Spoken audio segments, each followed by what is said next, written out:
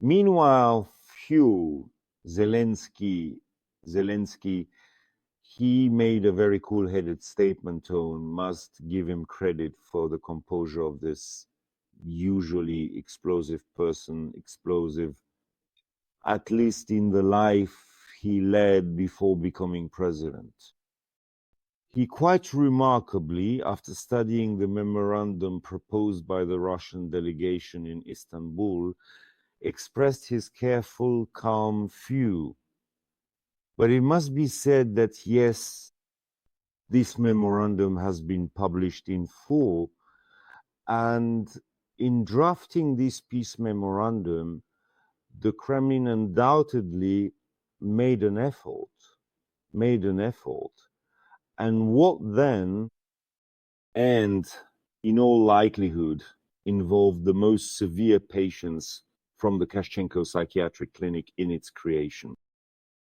The document completely rules out not only the possibility of any kind of illusory peace or truce, but even any non-lethal contact between the parties, at least for the next 100 years. And the composure, not only of Zelensky, but of the entire Ukrainian delegation who saw this little document for the first time, is also astonishing.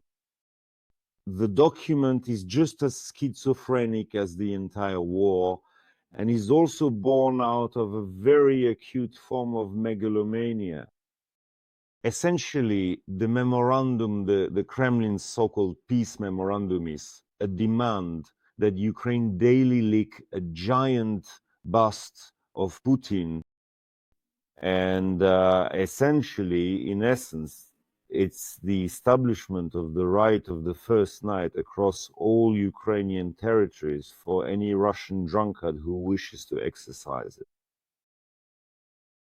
And this scribble, it might have some connection to reality, but only among the ruins of a burning Kiev over the corpse of the very last Ukrainian soldier.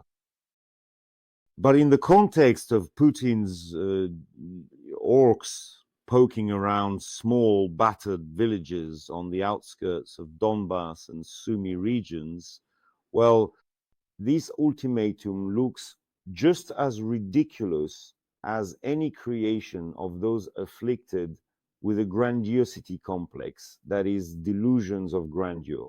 However, at that moment, long-awaited clarity also emerged.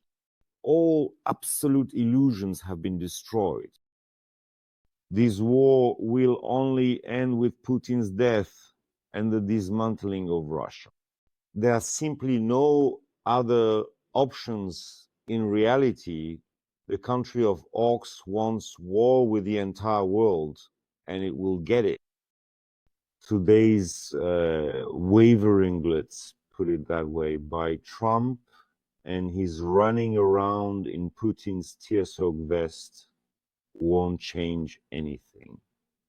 In any case, Trump is slowly but surely moving toward making those very decisions that he's president of the United States simply cannot avoid. After all, he can't go on looking like such a sensitive coward all the time.